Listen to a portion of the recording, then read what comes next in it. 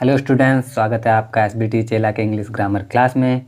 मैं हूं साकेत सक्षम और आज की वीडियो में हम इम्परेटिव सेंटेंस जो पढ़ रहे थे ऑलरेडी उसी को आगे एक नए टाइप को शुरू करने वाले हैं।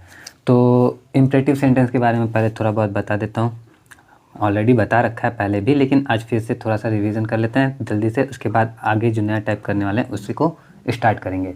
तो सबसे पहले इम्परेटिव सेंटेंस जो है उसमें हम किसी को कोई काम करने के लिए बोल रहे होते हैं और इसका ट्रांसलेशन कैसे करते हैं। तो जैसा कि बताया था, इसमें वर्ब जो होता है मेन रोल प्ले करता है। वर्ब अगर आप बोल दो, कोई किसी को कह के देख के किसी को जाने के लिए बोलना है तो गो बोल दो, किसी को आने के लिए बोलना है तो कम बोल दो।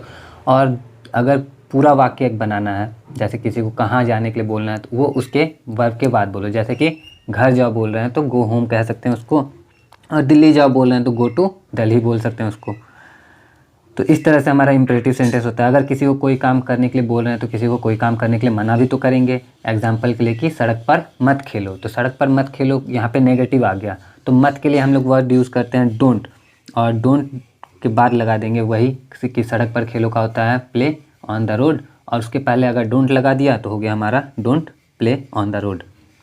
ठीक है, तो अभी यहाँ पे ऑब्जेक्टिव और सब्जेक्टिव केस जो दिख रहा है इसके बारे में थोड़ा सा बता दूँ कि ये जो है हमारा ये है ऑब्जेक्टिव केस, इधर वाला सब्जेक्टिव केस। सब्जेक्टिव केस का क्या होता है कि जब कोई सब्जेक्ट में, जब मैं, हम, तुम, वह, वे, ये सब सब्जेक्ट में अगर आते हैं, कर्ता होते हैं, तो इस वाले सब्जेक्टिव केस वाले वर्ड हम यूज़ करते हैं। अगर यही कर्ता नहीं हो के कर्म होते हैं तो ये ऑब्जेक्टिव केस में यूज़ करते हैं। अब ये कैसे पता चलेगा सब कर्ता है कि कर्म है, तो देख के पता चल सकता है। आगे डिस्कस करते हैं इसके बारे में भी, क्योंकि मेन हमारा इसी का यूज़ होगा, तो उसके बारे में बात करते हैं हम लोग। ठीक है, तो अभी जो हम लोग सीखने वाले हैं उसके बारे में पहले थोड़ा सा डिस्कस कर लें कि हम लोग अभी सीखने वाले हैं लेट का यूज़। ठीक, लेट का यूज़ क्या होता है? LET, let. तो लेट का यूज़ हम कहाँ पे करते हैं इम्परेटिव सेंटेंस में? हम इम्परेटिव सेंटेंस के बारे में ये जानते हैं कि जब हम कोई काम करने के लिए किसी को कहते हैं, तो जब हम किसी को कोई काम करने के लिए कह रहे हैं तो वो तो इम्परेटिव सेंटेंस में आ गया। लेकिन यहाँ पे क्या होगा, लेट का यूज़ कहाँ पे करना है? जैसे मैंने तुम्हें कोई काम करने के लिए कहा, लेकिन यहाँ पे काम तुम नहीं करोगे, काम करने वाला कोई और होगा, तो वहाँ पे होता है लेट का यूज़। यहाँ पे हिंदी में मैंने कुछ लिख रखा है, अगर पेन पेपर लेके बैठते हो तो नोट कर सकते हो कि जिन हिंदी वाक्यों में काम करने के लिए किसी और को कहते हैं लेकिन काम करने वाला कोई और होता है, उन सभी वाक्यों का जो अनुवाद होता है लेट के प्रयोग से होता है। दो स्ट्रक्चर भी लिख दिया है, नोट करते हो तो नोट कर लेना। एक है लेट, लेट के बाद ऑब्जेक्ट फिर वर्ब, और एक है डोंट लेट, ऑब्जेक्ट और वर्ब। डोंट वाला ऑब्वियस ही बात है नेगेटिव के लिए होगा। तो अब ये कैसे होता है इसको समझ लेते हैं, एग्जांपल देखते हैं, एग्जांपल से हमें समझ में आएगा। ये रहा हमारा एग्जांपल, उसे जाने दो। फर्स्ट नंबर जो हमारे सामने है, जैसा कि देख पा रहे हो, उसे जाने दो। तो उसे जाने दो में जाने वाला कोई और होगा। जाने वाला कौन है? वह, वही जाएगा ना। और यहाँ पे काम करने के लिए किसे कह रहा हूँ मैं? सामने वाले को कह रहा हूँ। कोई भी जो तुम अगर इस वाक्य को बोल रहे हो उसे जाने दो, तो बोल रहे हो किसी और को, लेकिन जाने को जाएगा कौन? कोई और। तो यहाँ पे लेट का यूज़ होता है। कैसे होता है समझना। सबसे पहले उसे जाने दो, सब इसको ट्रांसलेट करने के लिए सबसे पहले लिख देंगे हम लोग लेट। ठीक, अब लेट लिखने के बाद क्या होगा? लेट के बाद उसे की इंग्लिश लिखना होगा। अब उसे के बारे में मैंने यहाँ पे सब्जेक्टिव और ऑब्जेक्टिव केस समझाया था।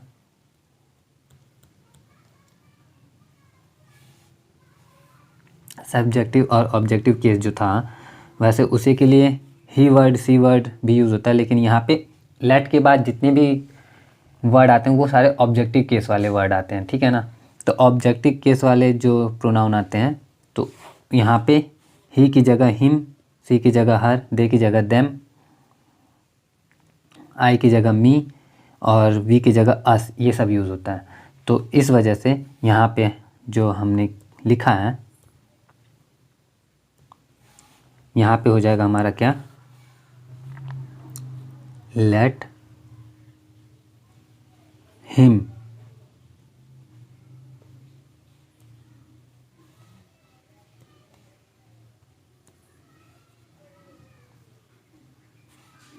Let him go. अब यहाँ पे लिखने में कंफर्टेबल सा नहीं हो रहा, क्योंकि ये पेन लेने के बाद भी कुछ खास अच्छा सा वर्क नहीं कर रहा, सिर्फ ऊपर ऊपर से काम करता है, बहुत अच्छा काम नहीं करता है। तो मैं यहाँ पे जो मैंने अपना फ़ोटो लगा रखा है इसे हटाऊँगा, अपने आप समझ में आ जाएगा। तो पहला है हमारा उसे जाने दो, तो इसका हो जाएगा हमारे पास लेट हिम गो। दूसरा है मुझे पढ़ने दो, यहाँ पे पढ़ने वाला मैं, लेकिन पढ़ने वाला तो मैं हूँ, लेकिन बोल किसे रहा हूँ, सामने वाले को बोल रहा हूँ। तो इस वजह से ये हो जाएगा क्या, लेट, लेट के बाद आई का मुझे के लिए क्या हो जाएगा, मी, और फिर हो जाएगा हमारा स्टडी, लेट मी स्टडी, मतलब मुझे पढ़ने दो। नेक्स्ट है उन्हें खेलने दो, तो उन्हें के लिए वे रहता है तो दे होता है, उन्हें है तो देम हो जाएगा। और अगर भूल जाते हो तो सीधे सीधे याद रखना है ऐसे कि ऑब्जेक्टिव केस वाला यूज़ होता है लेट के बाद। तो उन्हें खेलने दो, खेलेंगे वे, लेकिन बोल किसे रहा हूँ करने देने के लिए, सामने वाले को। तो इस वजह से इसका भी हो जाएगा लेट के यूज़ से बनेगा लेट देम प्ले। ठीक है, उसके बाद उसे खाना पकाने दो, तो खाना पकाने दो, खाना तो वो पकाएगी, लेकिन खाना पकाने के लिए कौन देगा उसे, तुम। तो इस वजह से हो जाएगा लेट हर कुक। यहाँ पे कुक का स्पेलिंग गलत हो गया है, COOC लिखा हुआ है, तो उसे सही कर लेना, सी में हटाने की कोशिश करता हूँ। ठीक है, तो PDF जो इसका मिलेगा टेलीग्राम चैनल पे वो पूरा सही से ही मिलेगा, इस तरह से काटा हुआ। तो आगे बढ़ते हैं हम लोग, नेक्स्ट देखते हैं। नेक्स्ट है हमारा उसे टीवी देखने दो, तो उसे टीवी देखने दो का क्या हो जाएगा, लेट, सबसे पहले लेट तो होगा ही, उसे के लिए हो जाएगा हिम या हर, कुछ भी हो सकता है, क्योंकि पता नहीं है यहाँ पे कौन है टीवी देखने वाला, लड़का है कि लड़की है, तो लेट के बाद हिम या हर कुछ भी लिख सकते हैं। लेट मैंने लिख रखा है यहाँ पे हिम। उसके बाद वर्ब है हमारा वॉच, क्या देखने की बात हो रही है, टीवी देखने की बात, तो वो हो जाएगा वर्ब के बाद। नेक्स्ट है हमारा उसे अकेले मत रहने दो, तो मत वाला आ गया, डोंट वाला आ गया, तो डोंट पहले लगाएंगे, डोंट हो जाएगा, डोंट के बाद let, don't let her live, और उसके बाद लास्ट में हो जाएगा अलोन। नेक्स्ट है मुझे तुम्हारी मदद करने दो, सिंपल है, मुझे तुम्हारी मदद करने दो, डैट मीन्स सबसे पहले लेट, फिर मदद करेगा कौन, मैं, तुम, मैं क्या हो जाएगा, मी, क्योंकि ऑब्जेक्टिव केस हम लोग यूज़ करते हैं, तो लेट मी। उसके बाद क्या करना है, वर्ब क्या है, हेल्प, किसकी हेल्प, तो तुम्हारी हेल्प, तो लेट मी हेल्प यू, यहाँ पे लिखा हुआ है। नेक्स्ट है उसे खेलने मत दो, तो ये हो जाएगा हमारा